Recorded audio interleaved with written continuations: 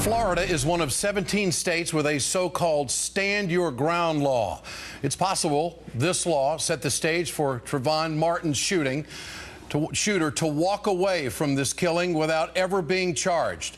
The law was put on the books in 2005 and says a person is justified in the use of deadly force and does not have a duty to retreat if he or she reasonably believes that such force is necessary to prevent imminent death or great bodily harm. In other words, in ed speak, that would be you can play judge, jury, and executioner if you want to and skirt the law.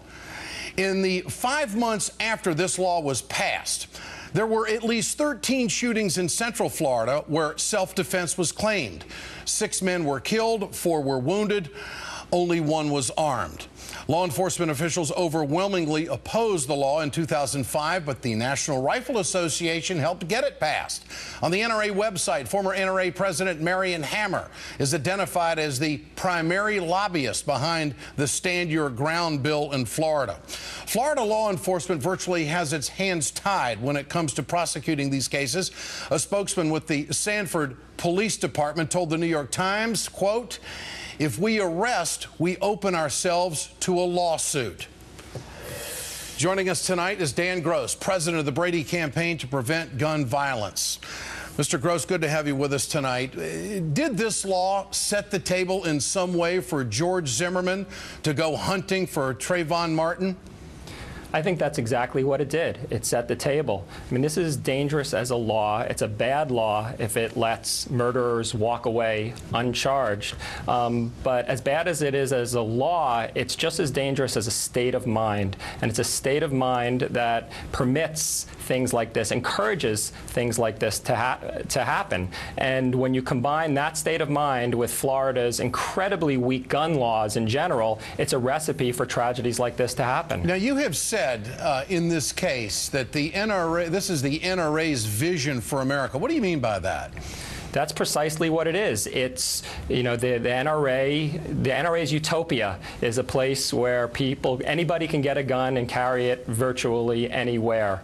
And this is and what we're seeing in Florida, tragedies like this are the manifestation of what happens in the NRA's utopia. It's two different visions of America. There's the vision that the people have that want to protect themselves, that want to live in safety. As parents, we want to raise our children in safety. And then there's the vision of the gun lobby representing an industry that wants to make carrying guns more permissible and envisions a society where people like Zimmerman are walking around with guns. What in Florida took place that led to the passing of the Stand Your Ground law? Or is this just some templated stuff coming from gun enthusiasts that think that they have to protect themselves or give them license to maybe even go and do something like this?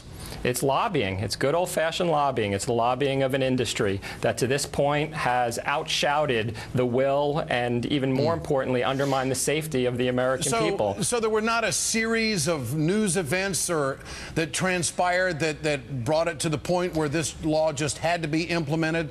Were there people that campaigned on this? I mean, I'm sure there were. I would imagine if it was the NRA up to their usual tricks, they misrepresented some news events to get people all stirred up under this misguided notion of self-defense to accomplish their agenda. So you're clearly putting this at the doorstep of the NRA. Clearly. Okay. Now, the director of the Florida Coalition to Stop Gun Violence has said, I predict this case is not going to be charged. It's going to be dismissed. Almost every case between two individuals where one was armed and the other was not is dismissed. Do you think his prediction will be correct?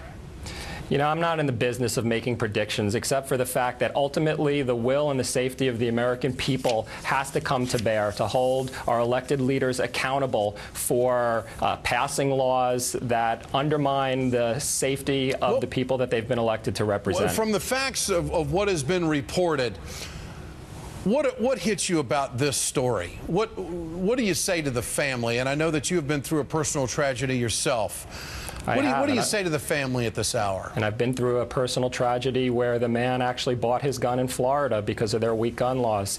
You know, I can uniquely empathize with what they're going through. You know, nothing can describe the horror of losing a child, and our heart goes out to this family for what they're going through. But we can say, while we're all incredibly heartbroken over what's happened, we're not surprised, because Florida has created a climate where these things happen, and we have to do something about it. And if we're going to make some good come of this extraordinary tragedy, we shouldn't just look at, you know, all the dynamics that we've been talking about so far. We also have to look at how people like this get guns. The guy had been arrested before, and he has a license to carry a concealed weapon. I mean, it's just insanity. And I think that what we need to do as the American people is we need to take incidents like this to strengthen our resolve to prevent more tragedies, like what happened to my brother, like what happened to Trayvon, from happening to others. I think it's up to us in the media to make sure that social justice is done here. I'm remiss that we're getting to the story a little bit late. It happened on February 26th, and I'm sure there's other stories that have taken place all over the country. But this is one that is just so gross in its nature. A terrible injustice has been done, and I think justice has to be done. You got it. And part of that justice is asking how they get the gun. Dan Gross, good to have you with us tonight. I appreciate your time. Thanks for having me. Another member of the GOP establishment calls out Republicans for waging a war on women. Joan Walsh and Bill Burton will weigh in. Peyton